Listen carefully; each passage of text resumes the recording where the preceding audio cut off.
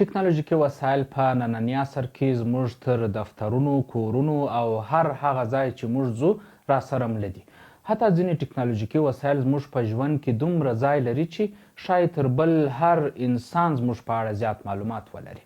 که څه هم دغو وسایلو د انسانانو لپاره خورا زیاتې اسانتیاوې رامنځته کړي، خو انسانانو ته یوه لویه ستونزه هم جوړه کړې چې د ډېټا او اطلاعاتو امنیت او خوندیتوب دی. څېړنې ښیي چې په 2014 کال کې هر انسان په هره ثانیه کې 1.7 MB ډېټا تولید کړې. د ډېټا څخه موخه هغه انځورونه او ویډیووي چې موږ یې ثبتوو، هغه پوسټونه، ټویټونه او لیکنې چې موږ یې کوو، او هغه میسجونه چې موږ یې استوو، او ځینې نورې برخې دي چې له لارې یې انسانان ډېټا تولیدوي.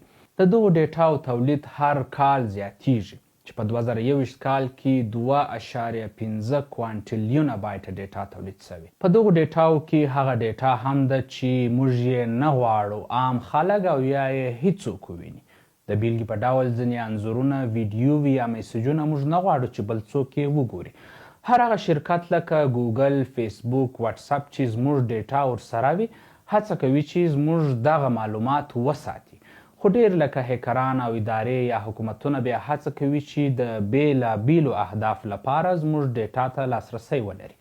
دغې موخې ته د رسېدو لپاره په اسرائیل کې د NSO ګروپ د پېګاسوس په نوم یو سپایوېر جوړ کړی.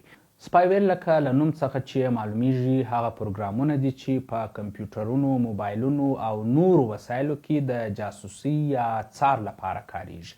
دا چې پېګاسوس څه ډول کارېږي، حکومتونه یې د کومو موخو لپاره کاروي او څومره زیانمن دی، په دې ویډیو کې وګورئ. زیاتره د پیغام لیږدونې اپلیکیشنونه اوس د end to end انکریپشن له ټکنالوژي څخه ګټه اخلي. د دغې ټکنالوژي په کارونې کله چې تاسو پیغام یا معلومات دوهم کس ته استوئ، هیڅ درېیمګړی نشي کولی ستاسو دغه پیغام یا ډېټا ته لاسرسی ولري او یا یې وګوري. دغه ټکنالوژي حکومتونو او څارونکو ادارو ته پر خلکو جاسوسي کول څه ناڅه ستونزمن کړل. خو د جاسوسۍ او څار د اسانتیا لپاره اسرائیلي NSO ګروپ د پېګاسوس په نوم یو سپایوېر جوړ کړی. د دغه سپایوېر د جوړېدو دقیقه نیټه نه ده معلومه، خو هغه وخت افشا سو کله چې په 2014 کال کې یو عرب د بشري حقوقو فعال احمد منصور ته یو میسج راځي او ورته ویل کیږي چې که غواړې د عربو اماراتو په زندانونو کې له شکنجو او ظلمونو څخه خبر سې، یو لینک ورته واستول کیږي او ورته ویل کیږي تر څو پر دغه لینک کلیک وکړي. احمد منصور پر لینک کلیک نه کوي، بلکې د ټورنټو پوهنتون یو لابراتوار ته استوي. د هغوی د څېړنو مطابق که چیرې پر لینک کلیک سوی وای، په موبایل کې پېګاسوس نصبېدی.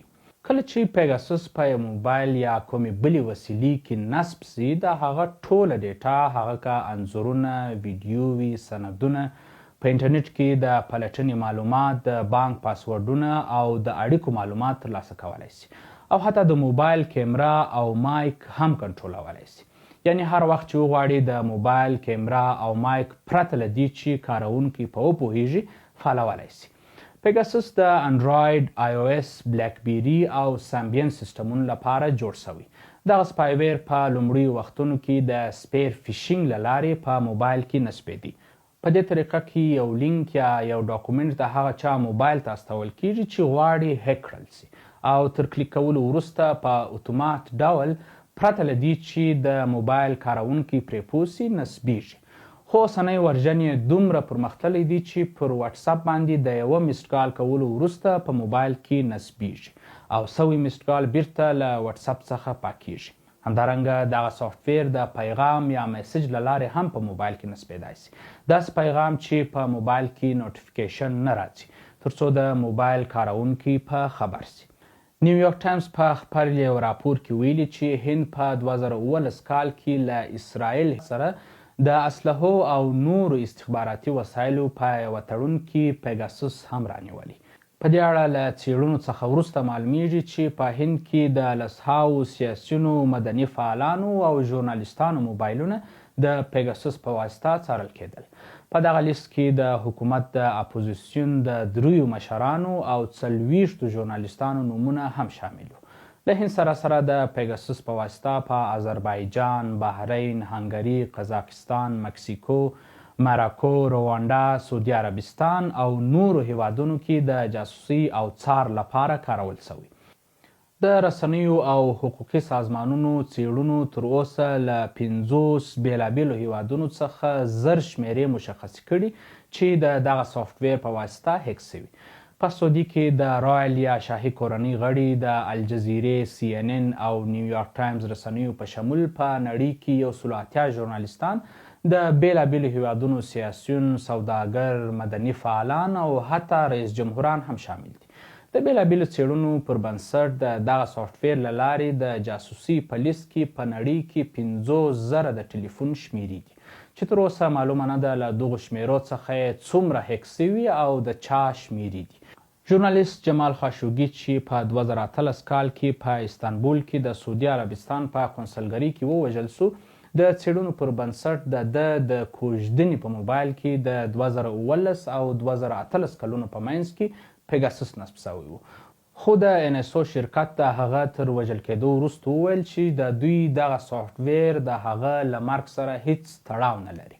همدارنګه په مکسیکو کې د سیسیلیو پینیډو بیرټو په نوم د یوه ژورنالیست نمبر هم د پېګاسوس په لیست کې راغلی و چې تر وژل کېدو وروسته یې موبایل هم ورک سو تر څو فورنسیک یا عدلي څېړنه یې ونسي. د NSO شرکت د هغه تر مرګ وروسته وویله چې که څه هم د هغه ډېټا د پېګاسوس له لارې اخیستل کېده، خو دا د هغه له وژنې سره هیڅ تړاو نه لري. د NSO شرکت ادعا کوي چې دغه سافټوېر یې یوازې د حکومتونو لپاره په دې موخه جوړ کړي تر څو هغوی وکولای شي د تروریزم پر ضد یې وکاروي. په لومړي ځل پېګاسوس د مکسیکو حکومت په 2011 کال کې د یوه قاچاقبر په نیولو کې وکاروي، خو ډېر کله دا ادعا کیږي چې پېګاسوس یوازې د تروریزم د مخنیوي لپاره نه کاریږي، بلکې په واسطه په غیر قانوني توګه د خلکو موبایلونه څارل کیږي. وټساپ په 2019 کال کې د NSO شرکت پر وړاندې په محکمه کې عریض شوی و چې دغه شرکت د وټساپ له لارې پېګاسوس سپایوېر خلکو ته استوي، خو د NSO شرکت دغه ادعا رد کړه او ویل چې دوی هیڅ کوم ناسمه کړنه نه ده کړې. محکمې دغه شرکت د وټساپ کارونې څخه بند کړ.